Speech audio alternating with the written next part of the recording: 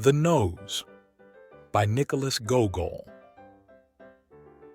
On the 25th of March, 18, a very strange occurrence took place in St. Petersburg. On the Ascension Avenue there lived a barber of the name of Ivan Yakovlevich.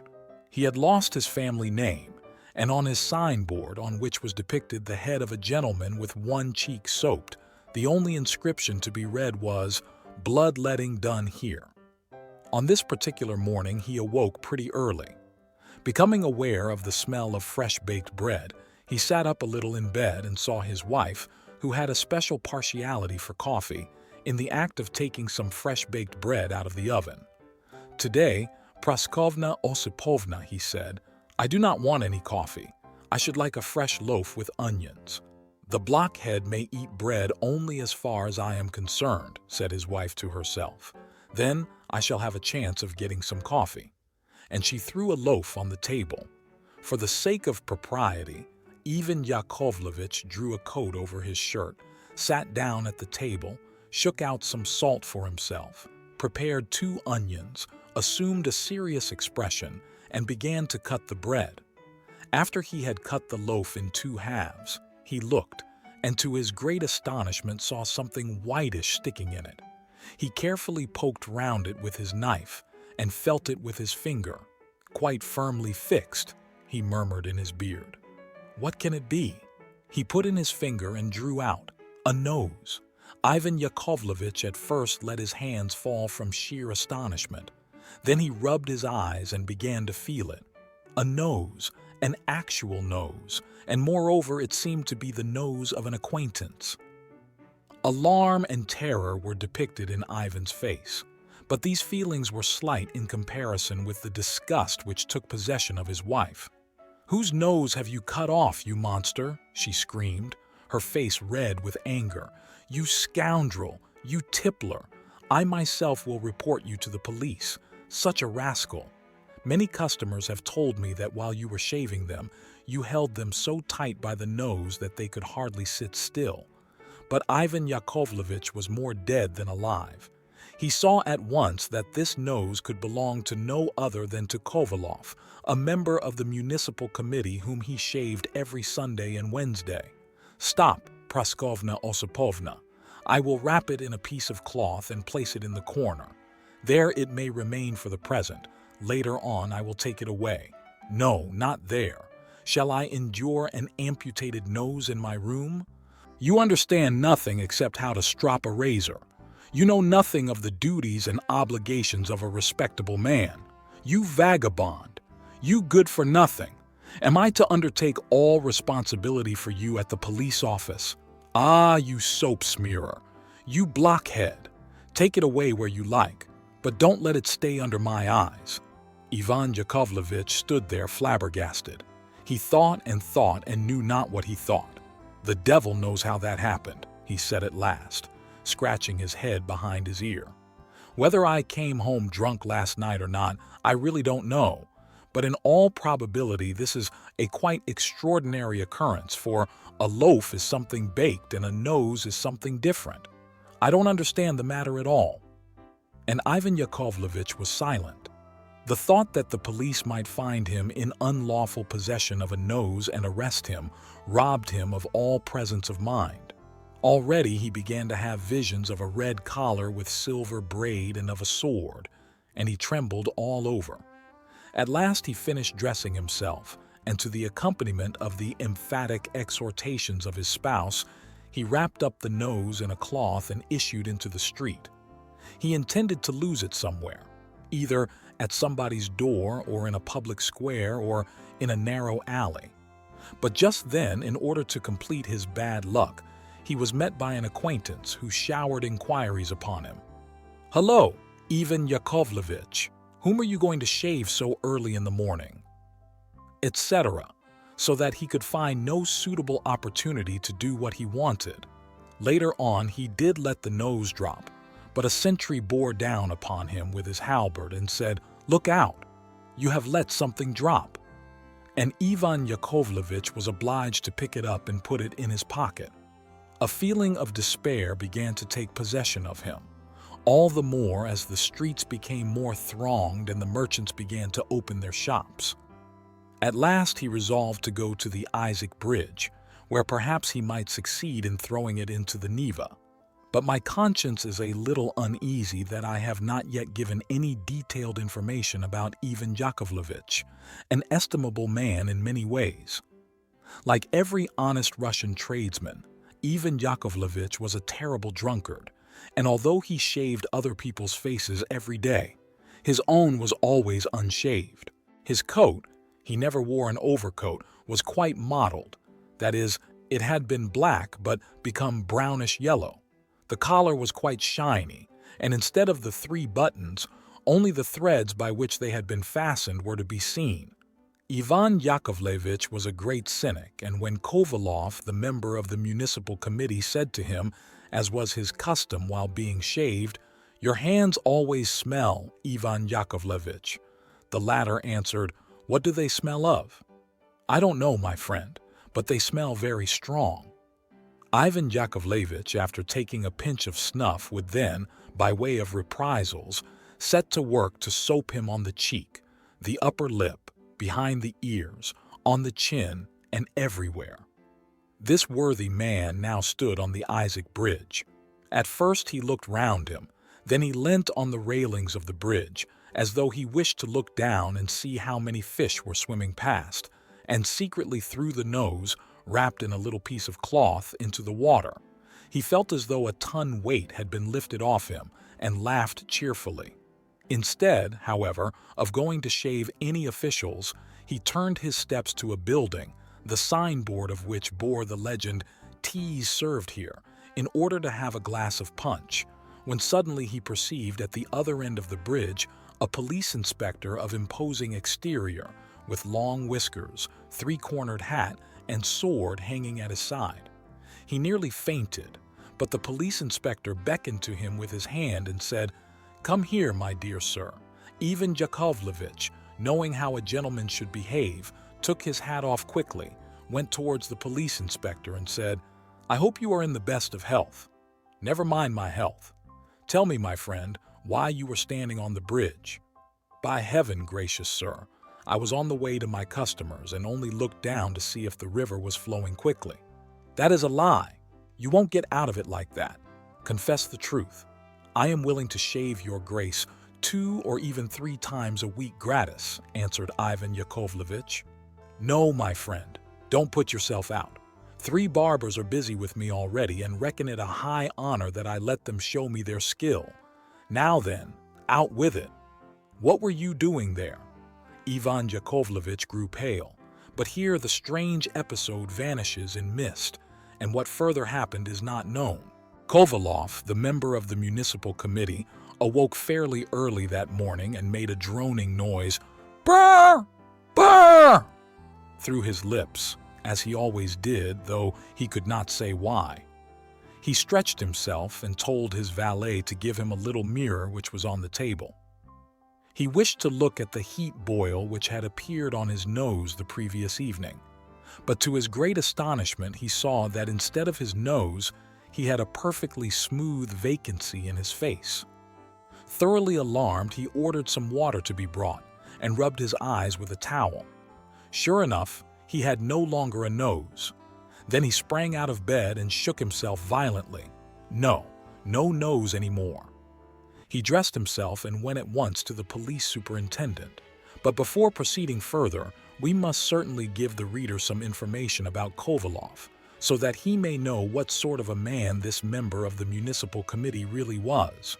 These committee men who obtain that title by means of certificates of learning must not be compared with the committee men appointed for the Caucasus district, who are of quite a different kind.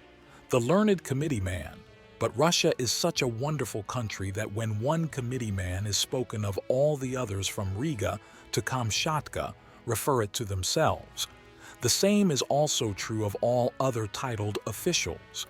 Kovalov had been a Caucasian committee man 2 years previously, and could not forget that he had occupied that position. But in order to enhance his own importance, he never called himself committee man, but Major, listen, my dear, he used to say when he met an old woman in the street who sold shirt fronts. "Go to my house in Sadovaya Street and ask, 'Does Major Kovalov live here?' Any child can tell you where it is. Accordingly, we will call him for the future Major Kovalov." It was his custom to take a daily walk on the Nevsky Avenue. The collar of his shirt was always remarkably clean and stiff. He wore the same style of whiskers as those that are worn by governors of districts, architects, and regimental doctors. In short, all those who have full red cheeks and play a good game of whist. These whiskers grow straight across the cheek towards the nose. Major Kovalov wore a number of seals, on some of which were engraved armorial bearings, and others the names of the days of the week. He had come to St. Petersburg with the view of obtaining some position corresponding to his rank, if possible that of vice-governor of a province, but he was prepared to be content with that of a bailiff in some department or other. He was, moreover, not disinclined to marry, but only such a lady who could bring with her a dowry of 200,000 rubles. Accordingly, the reader can judge for himself what his sensations were when he found in his face, instead of a fairly symmetrical nose, a broad, flat vacancy. To increase his misfortune, not a single droshky was to be seen in the street, and so he was obliged to proceed on foot. He wrapped himself up in his cloak and held his handkerchief to his face as though his nose bled. But perhaps it is all only my imagination. It is impossible that a nose should drop off in such a silly way, he thought, and stepped into a confectioner's shop in order to look into the mirror. Fortunately, no customer was in the shop. Only small shop boys were cleaning it out and putting chairs and tables straight. Others with sleepy faces were carrying fresh cakes on trays, and yesterday's newspapers stained with coffee were still lying about. "Thank God no one is here," he said to himself. "Now I can look at myself leisurely." He stepped gingerly up to a mirror and looked. "What an infernal face!" he exclaimed, and spat with disgust. If there were only something there instead of the nose, but there is absolutely nothing. He bit his lips with vexation, left the confectioner's, and resolved, quite contrary to his habit, neither to look nor smile at anyone on the street. Suddenly he halted as if rooted to the spot before a door, where something extraordinary happened. A carriage drew up at the entrance. The carriage door was opened, and a gentleman in uniform came out and hurried up the steps. How great was Kovalov's terror and astonishment when he saw that it was his own nose. At this extraordinary sight, everything seemed to turn round with him. He felt as though he could hardly keep upright on his legs, but though trembling all over as though with fever, he resolved to wait till the nose should return to the carriage. After about 2 minutes, the nose actually came out again. It wore a gold-embroidered uniform with a stiff, high collar, trousers of chamois leather, and a sword hung at its side. The hat, adorned with a plume, showed that it held the rank of a state councillor. It was obvious that it was paying duty calls. It looked round on both sides, called to the coachman, "Drive on," and got into the carriage, which drove away. Poor Kovalov nearly lost his reason. He did not know what to think of this extraordinary procedure. And indeed, how was it possible that the nose, which only yesterday he had on his face, and which could neither walk nor drive, should wear a uniform? He ran after the carriage, which fortunately had stopped a short way off before the Grand Bazaar of Moscow. He hurried towards it and pressed through a crowd of beggar women with their faces bound up, leaving only 2 openings for the eyes, over whom he had formerly so often made merry. There were only a few people in front of the bazaar. Kovalov was so agitated that he could decide on nothing and looked for the nose everywhere. At last he saw it standing before a shop. It seemed half buried in its stiff collar and was attentively inspecting the wares displayed. "How can I get at it?" thought Kovalov. Everything, the uniform, the hat, and so on, show that it is a state councillor. How the deuce has that happened? He began to cough discreetly near it, but the nose paid him not the least attention. "Honorable sir," said Kovalov at last, plucking up courage. "Honorable sir."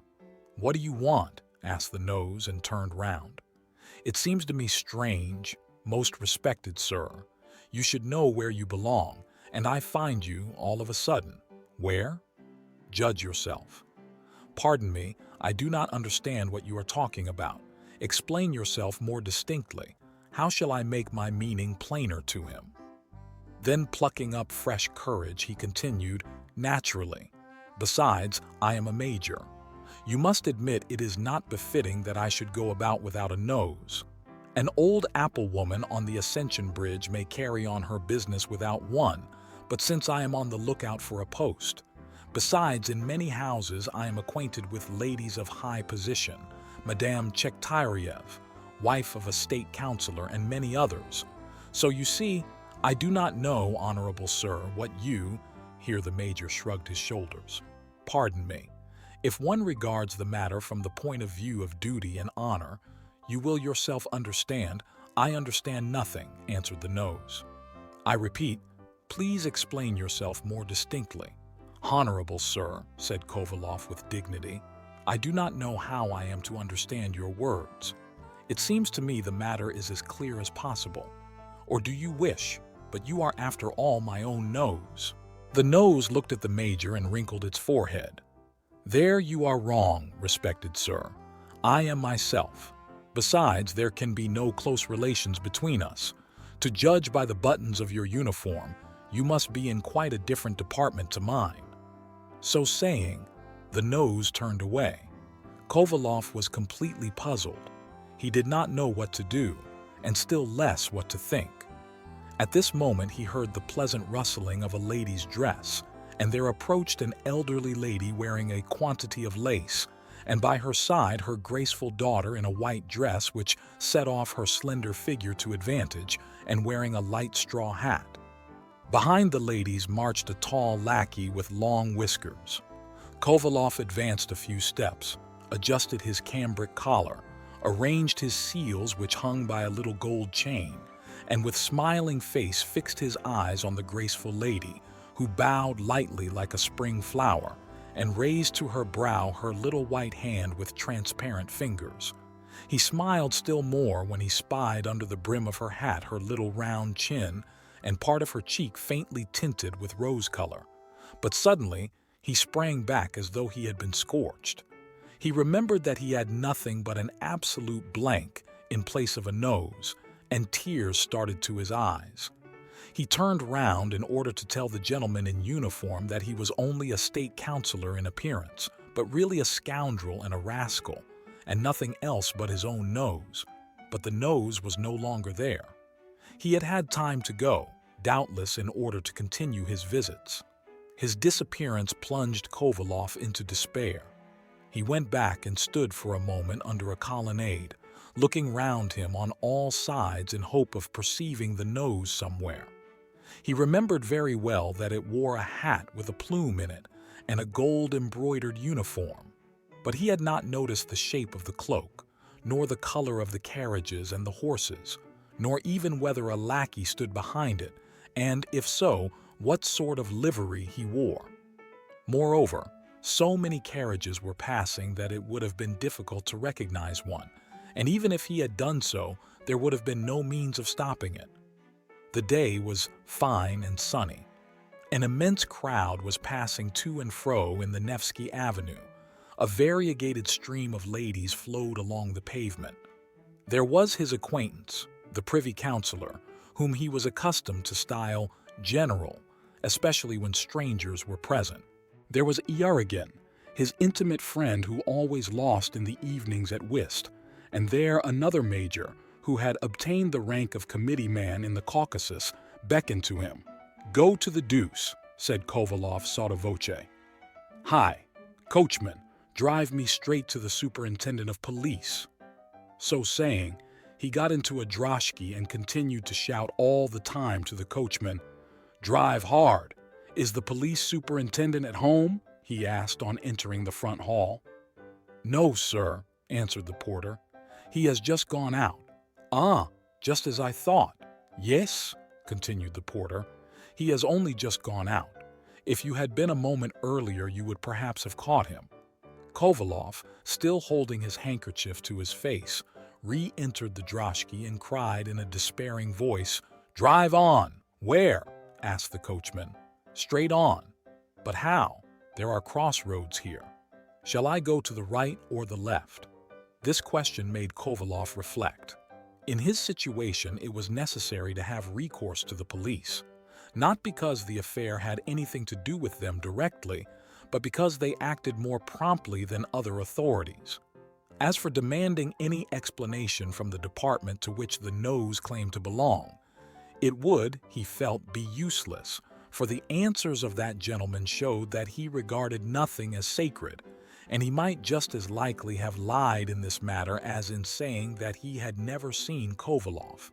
But just as he was about to order the coachman to drive to the police station, the idea occurred to him that this rascally scoundrel who, at their first meeting, had behaved so disloyally towards him might, profiting by the delay, quit the city secretly, and then all his searching would be in vain or might last over a whole month. Finally, as though visited with a heavenly inspiration, he resolved to go directly to an advertisement office and to advertise the loss of his nose, giving all its distinctive characteristics in detail so that anyone who found it might bring it at once to him, or at any rate inform him where it lived. Having decided on this course, he ordered the coachman to drive to the advertisement office, and all the way he continued to punch him in the back. "Quick, scoundrel, quick!" "Yes, sir," answered the coachman, lashing his shaggy horse with the reins. At last they arrived, and Kovalov, out of breath, rushed into a little room where a gray-haired official, in an old coat and with spectacles on his nose, sat at a table holding his pen between his teeth, counting a heap of copper coins. "Who takes in the advertisements here?" exclaimed Kovalov. "At your service, sir," answered the gray-haired functionary, looking up and then fastening his eyes again on the heap of coins before him. "I wish to place an advertisement in your paper." "Have the kindness to wait a minute," answered the official, putting down figures on paper with one hand and with the other moving two balls on his calculating frame. A lackey whose silver-laced coat showed that he served in one of the houses of the nobility was standing by the table with a note in his hand and speaking in a lively tone by way of showing himself sociable. "Would you believe it, sir? This little dog is really not worth 24 kopecks, and for my own part I would not give a farthing for it. But the countess is quite gone upon it and offers 100 rubles reward to anyone who finds it. To tell you the truth, the tastes of these people are very different from ours. They don't mind giving 500 or 1,000 rubles for a poodle or a pointer, provided it be a good one." The official listened with a serious air while counting the number of letters contained in the note. At either side of the table stood a number of housekeepers, clerks, and porters carrying notes. The writer of one wished to sell a barouche, which had been brought from Paris in 1814 and had been very little used. Others wanted to dispose of a strong droshky which wanted one spring, a spirited horse 17 years old, and so on. The room where these people were collected was very small, and the air was very close.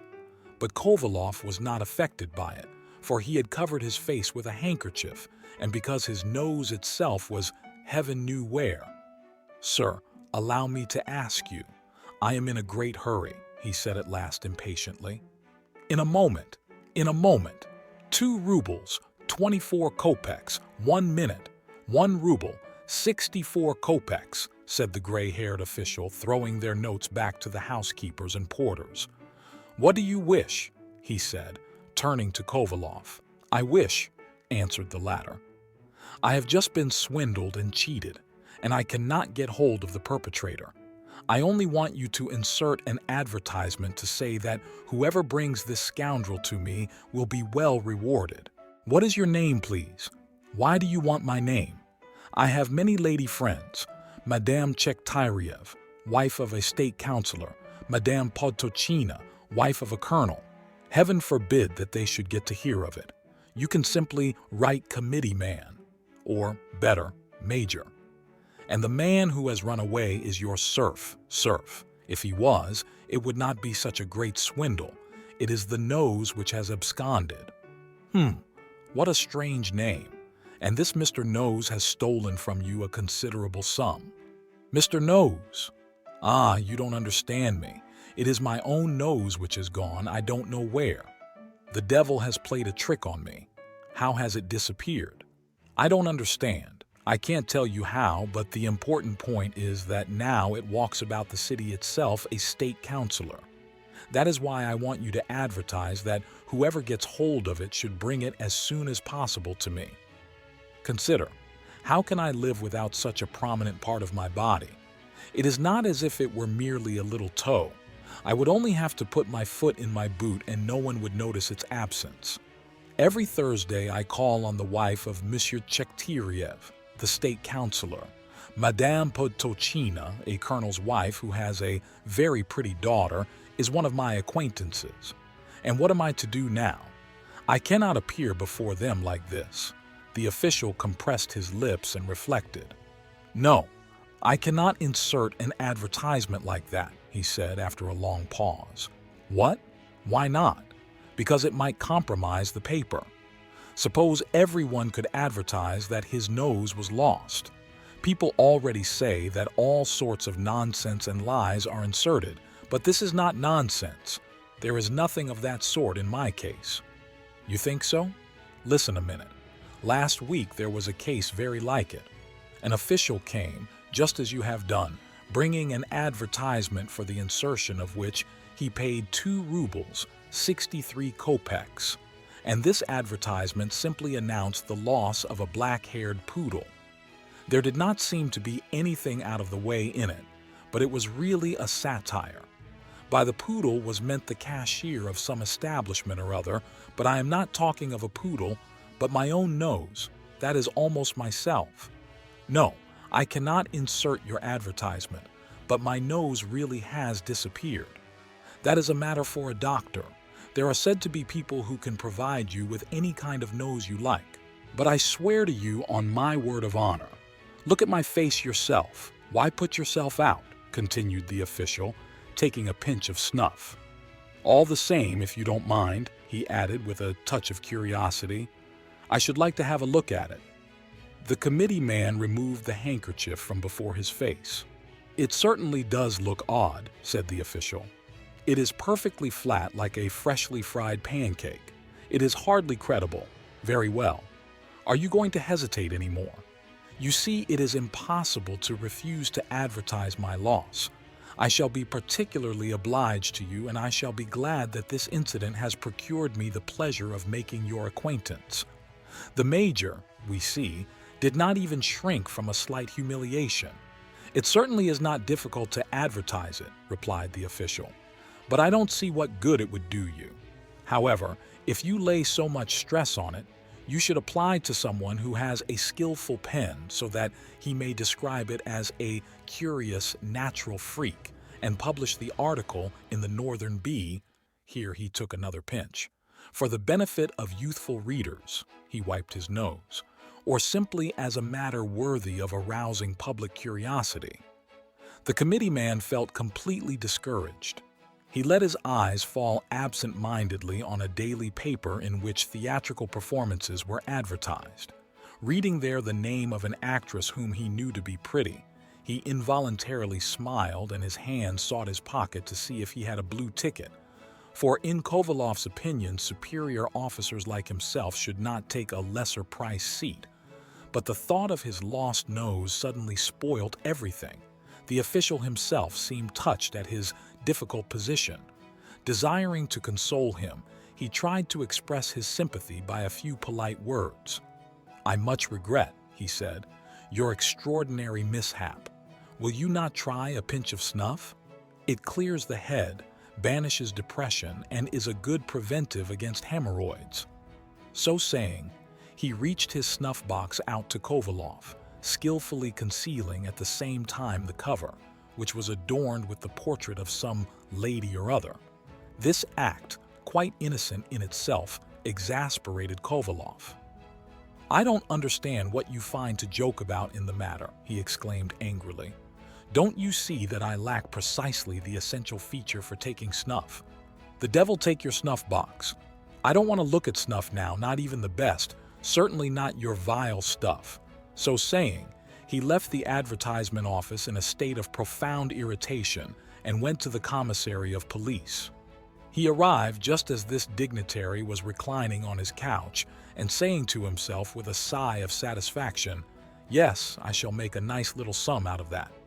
It might be expected, therefore, that the committee man's visit would be quite inopportune. This police commissary was a great patron of all the arts and industries, but what he liked above everything else was a check. "It is a thing," he used to say, "to which it is not easy to find an equivalent. It requires no food, it does not take up much room, it stays in one's pocket, and if it falls, it is not broken."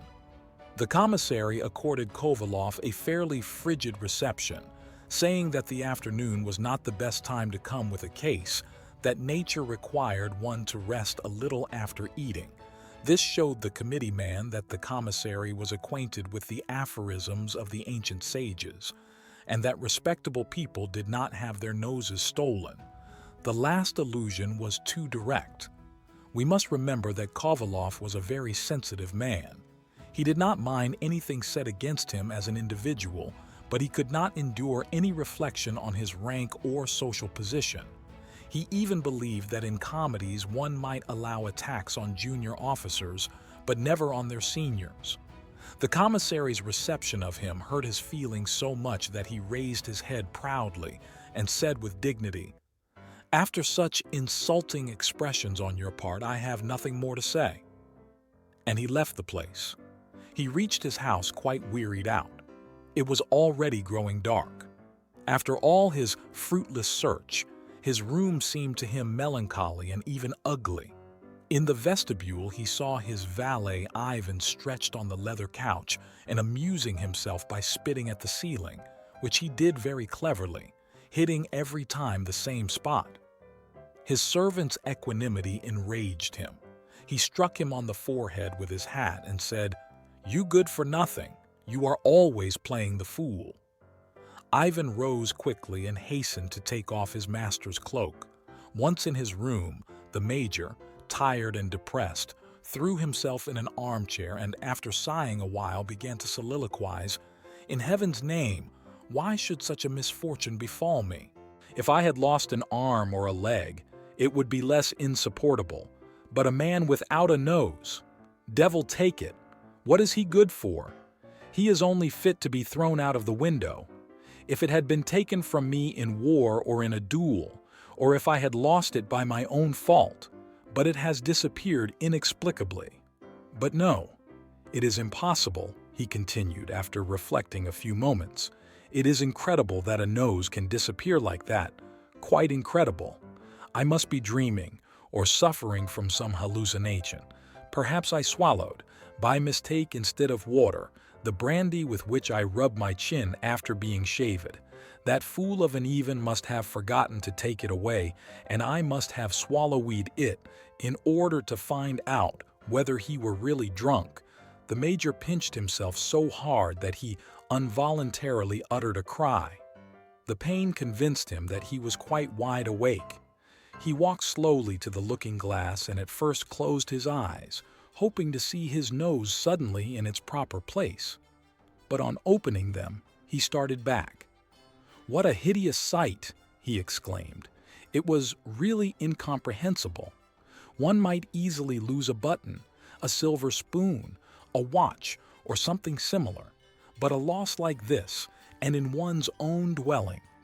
After considering all the circumstances, Major Kovalov felt inclined to suppose that the cause of all his trouble should be laid at the door of Madame Podtochina, the colonel's wife, who wished him to marry her daughter.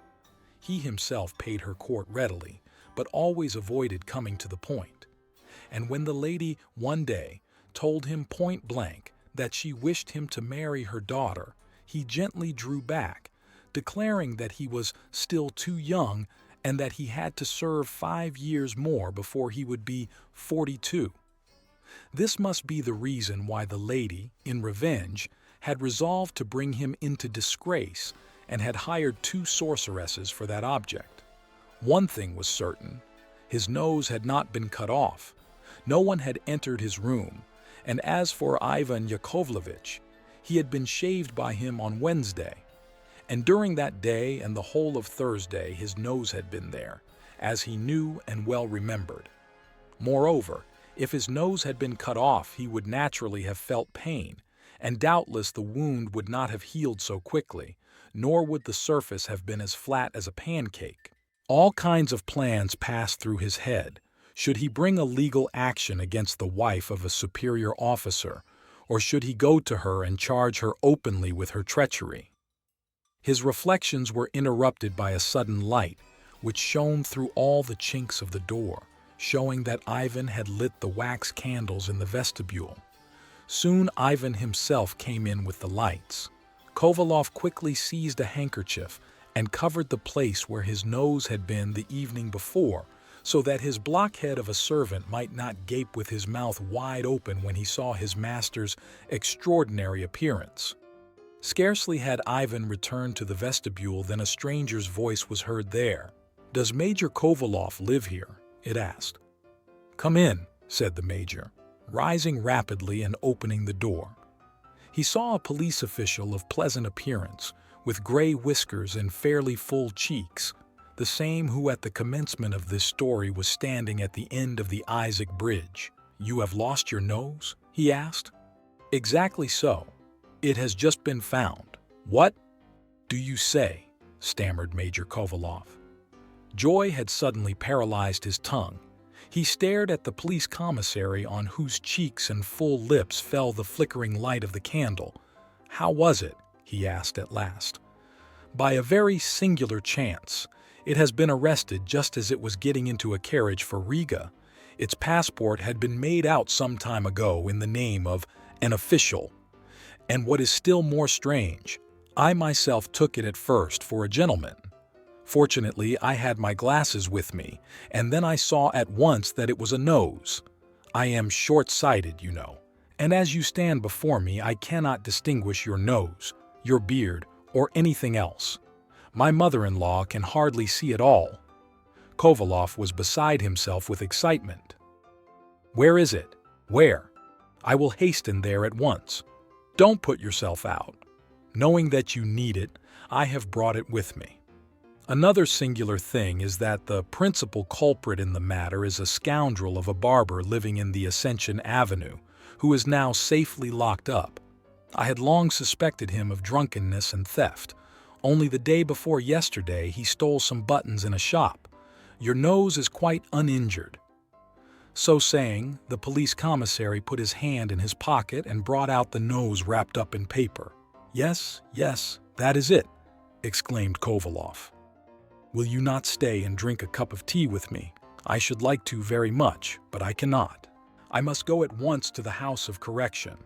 The cost of living is very high nowadays. My mother-in-law lives with me, and there are several children. The eldest is very hopeful and intelligent, but I have no means for their education." After the commissary's departure, Kovalov remained for some time plunged in a kind of vague reverie, and did not recover full consciousness for several moments, so great was the effect of this unexpected good news. He placed the recovered nose carefully in the palm of his hand, and examined it again with the greatest attention. "Yes, this is it," he said to himself. "Here is the heat boil on the left side, which came out yesterday." And he nearly laughed aloud with delight.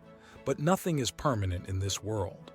Joy in the second moment of its arrival is already less keen than in the first, is still fainter in the third, and finishes by coalescing with our normal mental state, just as the circles which the fall of a pebble forms on the surface of water gradually die away. Kovalov began to meditate, and saw that his difficulties were not yet over. His nose had been recovered, but it had to be joined on again in its proper place, and suppose it could not? As he put this question to himself, Kovalov grew pale. With a feeling of indescribable dread, he rushed towards his dressing table and stood before the mirror in order that he might not place his nose crookedly. His hands trembled. Very carefully he placed it where it had been before. Horror! It did not remain there. He held it to his mouth and warmed it a little with his breath, and then placed it there again, but it would not hold. "Hold on, you stupid," he said. But the nose seemed to be made of wood and fell back on the table with a strange noise, as though it had been a cork. The Major's face began to twitch feverishly. "Is it possible that it won't stick?" he asked himself, full of alarm. But however often he tried, all his efforts were in vain. He called Ivan and sent him to fetch the doctor who occupied the finest flat in the mansion. This doctor was a man of imposing appearance, who had magnificent black whiskers and a healthy wife. He ate fresh apples every morning and cleaned his teeth with extreme care, using 5 different toothbrushes for 3/4 of an hour daily. The doctor came immediately. After having asked the Major when this misfortune had happened, he raised his chin and gave him a fillip with his finger just where the nose had been, in such a way that the Major suddenly threw back his head and struck the wall with it. The doctor said that did not matter. Then, making him turn his face to the right, he felt the vacant place and said, Then he made him turn it to the left and did the same. Finally, he again gave him a fillip with his finger, so that the Major started like a horse whose teeth are being examined. After this experiment, the doctor shook his head and said, "No, it cannot be done. Rather remain as you are, lest something worse happen. Certainly one could replace it at once, but I assure you the remedy would be worse than the disease. All very fine, but how am I to go on without a nose?" answered Kovalov. "There is nothing worse than that. How can I show myself with such a villainous appearance? I go into good society, and this evening I am invited to 2 parties. I know several ladies, Madame Chekhtyriev, the wife of a state councillor, Madame Potocina, although after what she has done, I don't want to have anything to do with her except through the agency of the police. I beg you," continued Kovalov in a supplicating tone, "find some way or other of replacing it, even if it is not quite firm, as long as it holds at all. I can keep it in place sometimes with my hand, whenever there is any risk. Besides, I do not even dance, so that it is not likely to be injured by any sudden movement. As to your fee, be in no anxiety about that. I can well afford it. Believe me," answered the doctor in a voice which was neither too high nor too low but soft and almost magnetic, "I do not treat patients from love of gain. That would be contrary to my principles and to my art. It is true that I accept fees, but that is only not to hurt my patients' feelings by refusing them. I could certainly replace your nose, but I assure you on my word of honor, it would only make matters worse. Rather let nature do her own work. Wash the place often with cold water, and I assure you that even without a nose, you will be just as well as if you had one.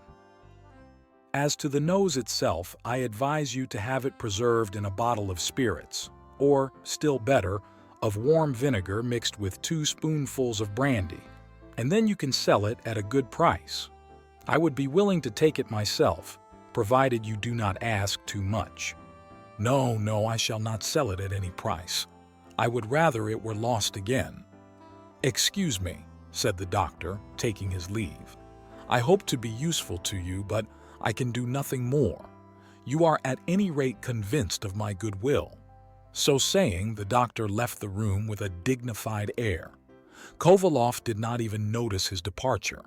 Absorbed in a profound reverie, he only saw the edge of his snow-white cuffs emerging from the sleeves of his black coat. The next day he resolved, before bringing a formal action, to write to the colonel's wife and see whether she would not return to him, without further dispute, that of which she had deprived him. The letter ran as follows: "To Madame Alexandra Potocina, I hardly understand your method of action. Be sure that by adopting such a course you will gain nothing, and will certainly not succeed in making me marry your daughter. Believe me, the story of my nose has become well known. It is you and no one else who have taken the principal part in it. Its unexpected separation from the place which it occupied, its flight and its appearances sometimes in the disguise of an official, sometimes improper person, are nothing but the consequence of unholy spells employed by you or by persons who, like you, are addicted to such honorable pursuits. On my part, I wish to inform you that if the above-mentioned nose is not restored today to its proper place, I shall be obliged to have recourse to legal procedure. For the rest, with all respect, I have the honor to be your humble servant, Platon Kovalov. The reply was not long in coming and was as follows: Major Platon Kovalov, your letter has profoundly astonished me. I must confess that I had not expected such unjust reproaches on your part. I assure you that the official of whom you speak has not been at my house, either disguised or in his proper person. It is true that Philippe Ivanovich Potanchikov has paid visits at my house, and though he has actually asked for my daughter's hand, and was a man of good breeding, respectable and intelligent, I never gave him any hope. Again, you say something about a nose. If you intend to imply by that I wish to snub you, that is to meet you with a refusal, I am very astonished because, as you well know, I was quite of the opposite mind. If after this you wish to ask for my daughter's hand, I should be glad to gratify you, for such has also been the object of my most fervent desire, in the hope of the accomplishment of which I remain, yours most sincerely, Alexandra Pushkin. No, said Kovalov, after having reperused the letter, she is certainly not guilty.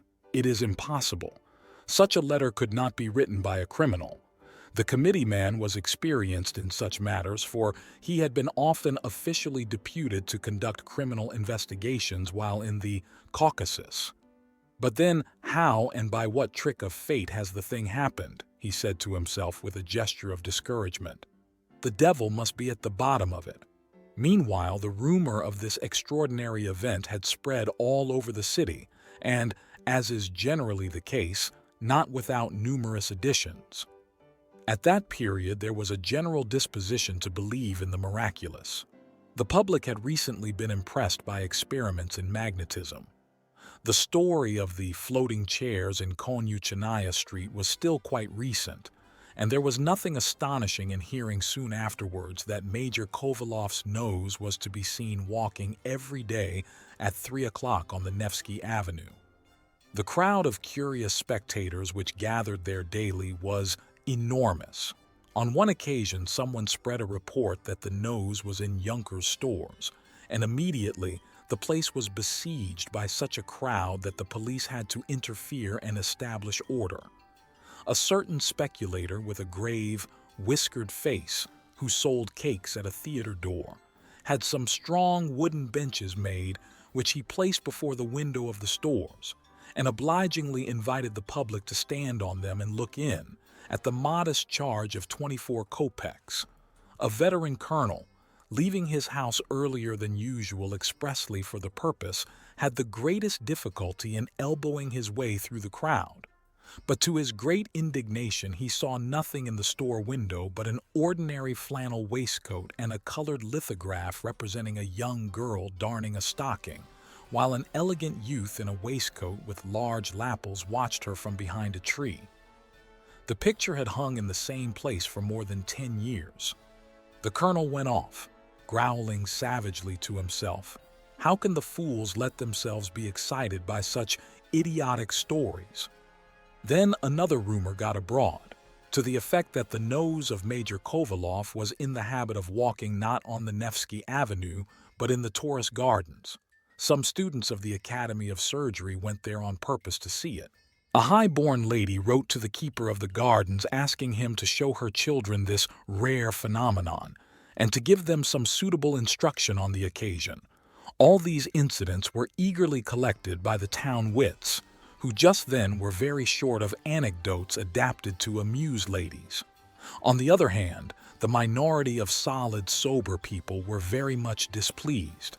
One gentleman asserted with great indignation that he could not understand how, in our enlightened age, such absurdities could spread abroad, and he was astonished that the government did not direct their attention to the matter.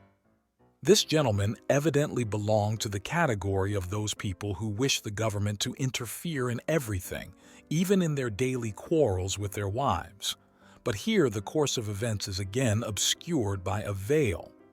Strange events happen in this world, events which are sometimes entirely improbable. The same nose which had masqueraded as a state councilor and caused so much sensation in the town was found one morning in its proper place, that is, between the cheeks of Major Kovalov, as if nothing had happened. This occurred on the 7th of April. On awaking, the major looked by chance into a mirror and perceived a nose. He quickly put his hand to it. It was there beyond a doubt. "Oh!" exclaimed Kovalov. For sheer joy, he was on the point of performing a dance barefooted across his room, but the entrance of Ivan prevented him. He told him to bring water, and after washing himself, he looked again in the glass. The nose was there. Then he dried his face with a towel and looked again. Yes, there was no mistake about it. "Look here, Ivan. It seems to me that I have a heat boil on my nose," he said to his valet.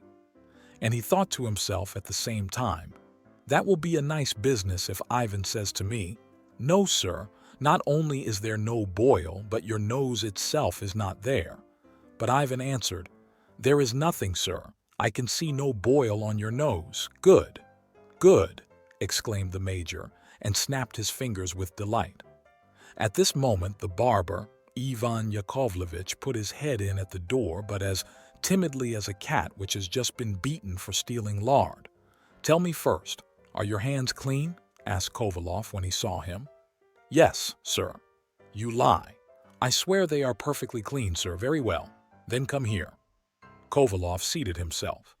Yakovlevich tied a napkin under his chin, and in the twinkling of an eye covered his beard and part of his cheeks with a copious, creamy lather. "There it is," said the barber to himself as he glanced at the nose. Then he bent his head a little and examined it from one side. "Yes, it actually is the nose, really, when one thinks," he continued, pursuing his mental soliloquy and still looking at it. Then quite gently, with infinite precaution, he raised 2 fingers in the air in order to take hold of it by the extremity, as he was accustomed to do. "Now then, take care," Kovalov exclaimed. Ivan Yakovlevich let his arm fall and felt more embarrassed than he had ever done in his life.